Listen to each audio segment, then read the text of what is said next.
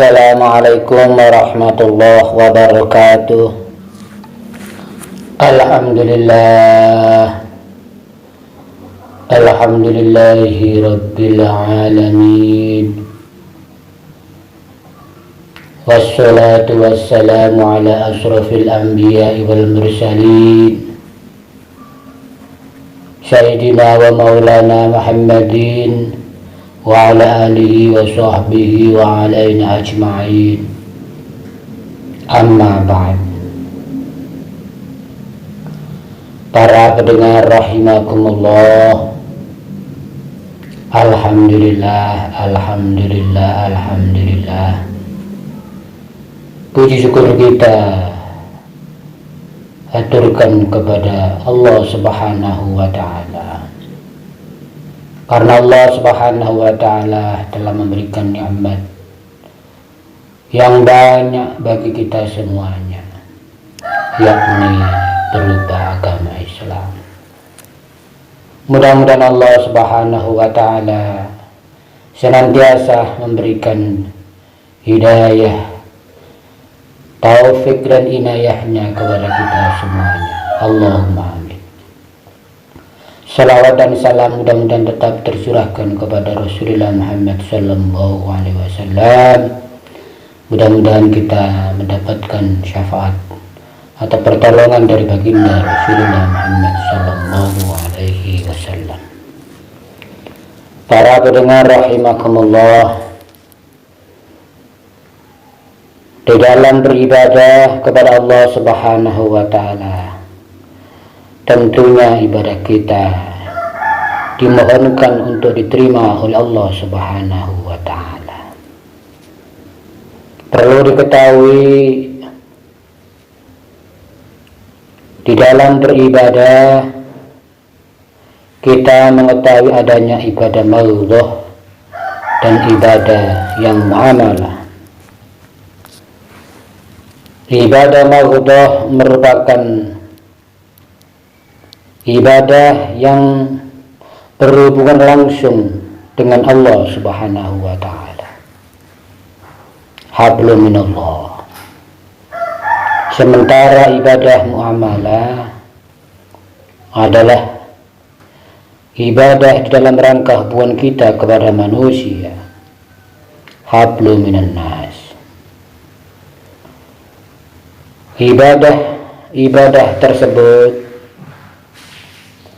kita berusaha untuk diterima oleh Allah Subhanahu wa ta'ala dengan niat ikhlas, semata-mata beribadah kepada Allah.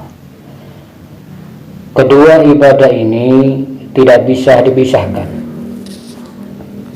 dan keduanya harus dilaksanakan sesuai dengan tuntunan agama Islam. Jika ada salah satu yang gagal, maka ibadahnya atau ibadah kita tidak akan diterima oleh Allah Subhanahu wa ta'ala. Misalnya ada orang yang rajin beribadah, melaksanakan sholat 5 waktu dengan tepat, tidak pernah meninggalkan sholat 5 waktu. Misalnya juga ada yang rajin berpuasa, baik puasa wajib maupun puasa sunnah. Demikian juga melaksanakan sholat malam, qiyamul lail dengan istiqomah.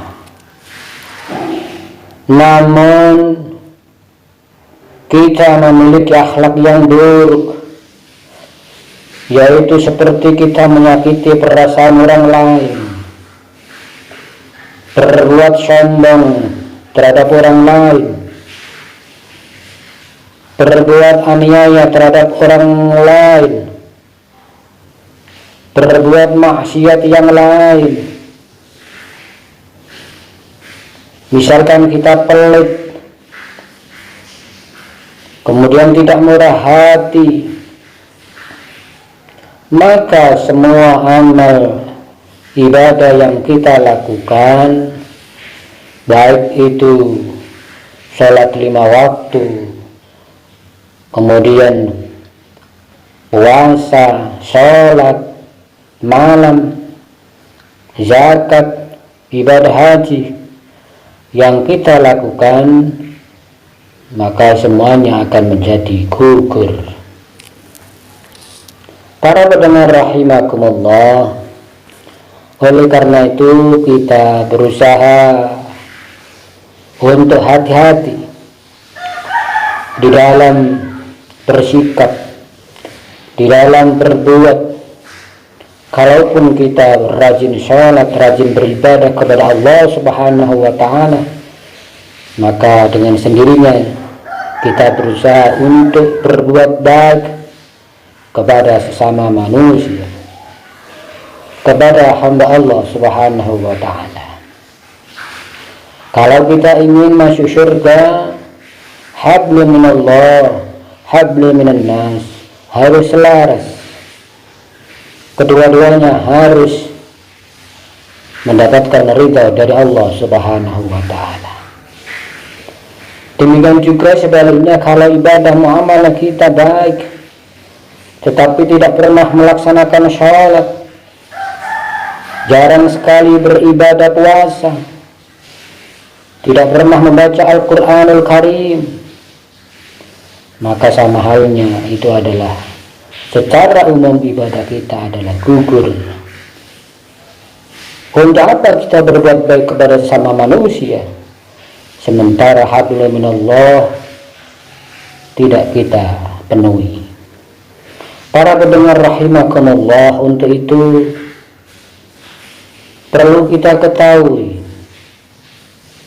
ada 5 golongan orang yang rajin beribadah namun masih tetap masuk ke neraka Allah Subhanahu wa ta'ala. Na'udzubika min dzalik. Sudah payah-payah beribadah kepada Allah, rajin beribadah kepada Allah, tetapi masih dinilai oleh Allah Subhanahu wa ta'ala tetap dimasukkan ke neraka Allah Subhanahu wa ta'ala.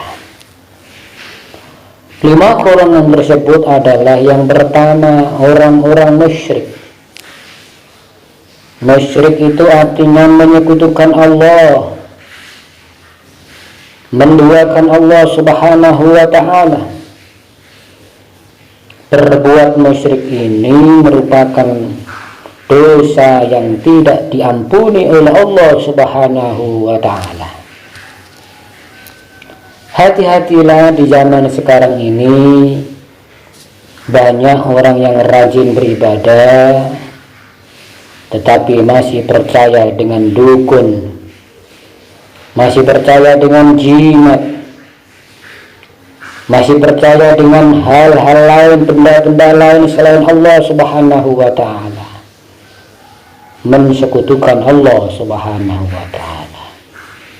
Musyrik adalah termasuk golongan orang-orang yang dimasukkan ke neraka Allah Subhanahu wa ta'ala meskipun rajin beribadah. Para pendengar yang budiman rahimakumullah,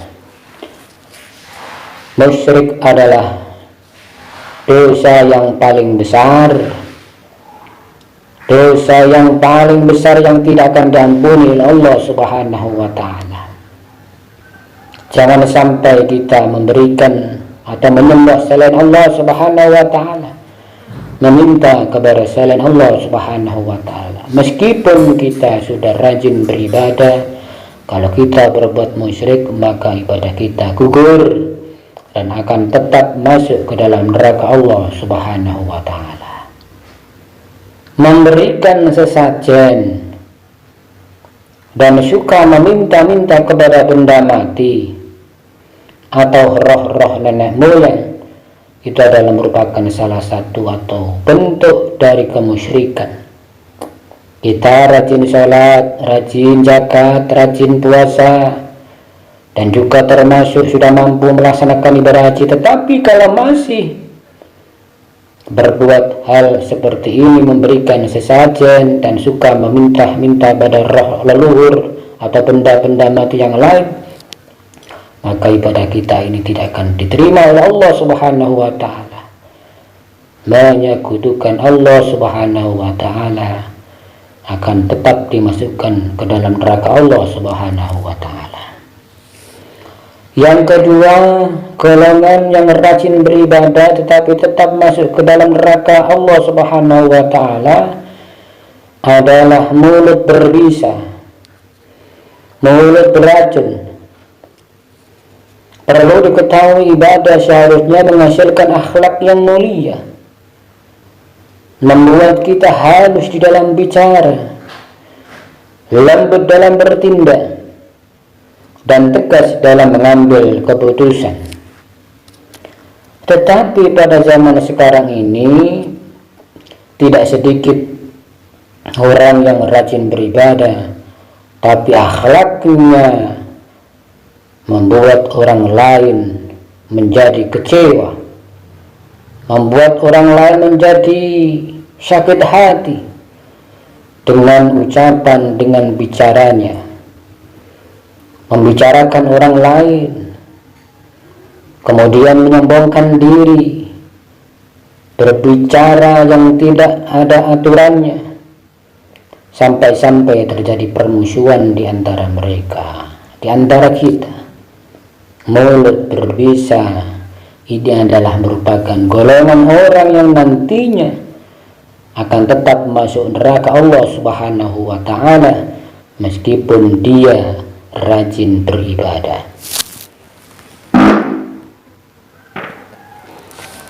Para pendengar rahimakumullah, kemudian golongan berikutnya yang tetap masuk ke dalam neraka Allah Subhanahu wa ta'ala meskipun rajin beribadah adalah orang yang kikir. Di dalam Al-Quran surat Al-Baqarah ayat 43 artinya, dan dirikanlah sholat, tunaikanlah zakat, dan rukuklah berserta orang-orang yang rukuk. Dari ayat ini dapat diketahui bahwa zakat itu posisinya sejajar dengan sholat. Zakat posisinya sejajar dengan sholat. Jika tidak mengeluarkan zakat, sama saja tidak sholat. Meskipun seseorang rajin sholat tapi tidak pernah mengeluarkan zakat, termasuk di dalamnya infak dan sedekah, maka dia sama saja dengan orang yang tidak pernah melaksanakan sholat.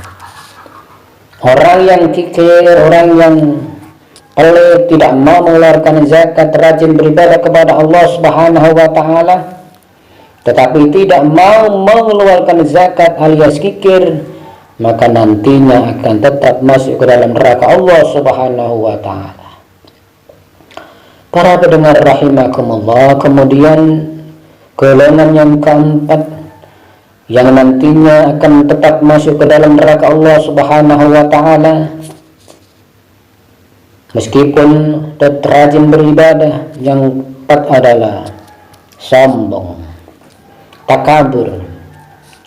Para pendengar rahimakumullah, banyak ahli ibadah yang ilmu agamanya sudah banyak, ilmu agamanya mumpuni. Banyak ahli ibadah yang ilmunya sangat banyak, tapi ia memiliki sifat sombong karena merasa paling bisa, merasa paling benar, merasa paling ahli. Di dalam hatinya ada perasaan sombong karena keahliannya itu, karena ilmunya itu, merasa paling benar, kemudian suka menghakimi keburukan orang lain.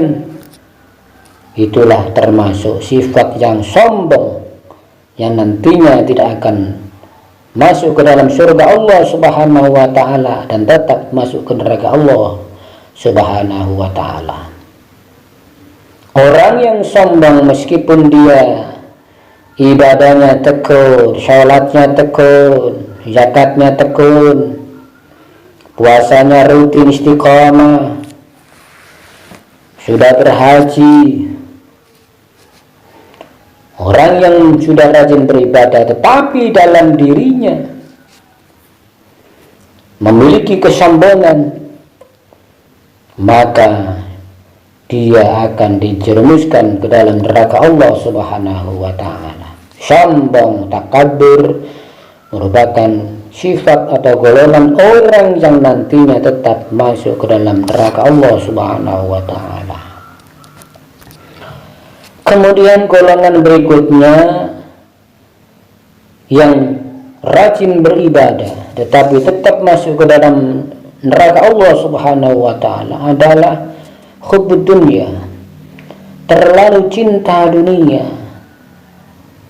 Para pendengar rahimakumullah, hubbud dunya, tidak sedikit orang yang rajin beribadah tetapi ibadahnya itu hanya ditujukan untuk mencari kekayaan dunia.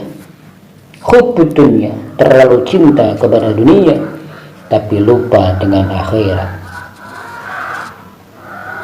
Para pendengar rahimakumullah,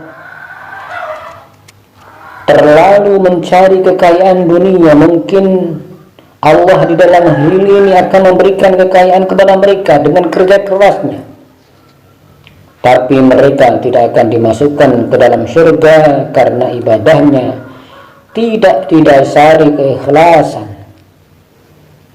Maka mereka inilah golongan orang-orang munafik, orang-orang yang suka berkata bohong, janji, tidak menepati janjinya. Para pendengar rahimakumullah, hubbud dunya merupakan golongan orang-orang terlalu cinta pada dunia, merupakan penyebab masuk ke dalam neraka Allah Subhanahu wa ta'ala. Para pendengar rahimakumullah, mudah-mudahan golongan di atas tidak terdapat di dalam diri kita. Semoga sifat-sifat di atas bisa kita jauhi dan menjadi orang yang lebih baik lagi. Para pendengar rahimakumullah, perlu ditegaskan sekali lagi di sini biar lebih mantap bahwa golongan yang tidak akan tetap masuk ke dalam neraka Allah Subhanahu wa ta'ala meskipun rajin beribadah. Yang pertama adalah musyrik, berbuat musyrik. Yang kedua adalah mulut berbisa ada beracun, menyakiti orang lain, mencela orang lain. Kemudian yang ketiga adalah orang-orang yang pelit, orang-orang yang kikir, yang tidak mau mengeluarkan zakat, sedekah, infak dan lain sebagainya demi kemaslahatan umat. Kemudian yang keempat adalah takabur atau sombong, membanggakan diri, merasa paling benar, paling bisa, paling ahli, ilmunya mumpuni, menunjukkan kepada orang lain tidak ada orang lain selain dia yang paling pandai, yang paling benar. Sombong menyebabkan orang tetap masuk ke dalam neraka Allah Subhanahu wa ta'ala meskipun rajin beribadah. Kemudian yang kelima adalah terlalu cinta kepada dunia tetapi lupa dengan kehidupan akhirat, mengejar harta kekayaan. Terlalu cinta kepada dunia tapi takut dengan kematian, tidak memperhitungkan adanya hari kiamat. Para pendengar rahimakumullah, mudah-mudahan Allah Subhanahu wa ta'ala memberikan petunjuk bagi kita semuanya untuk selalu menjaga diri. Jangan sampai kita memiliki sifat-sifat atau perbuatan yang kami sebutkan di atas tadi. Mudah-mudahan bermanfaat khususnya pada diri kami. Kurang lebihnya kami mohon maaf. Wallahu muwaffiq ila aqwamit thoriq. Ihdinas siratal mustaqim wal 'afu minkum. Wassalamualaikum warahmatullahi wabarakatuh.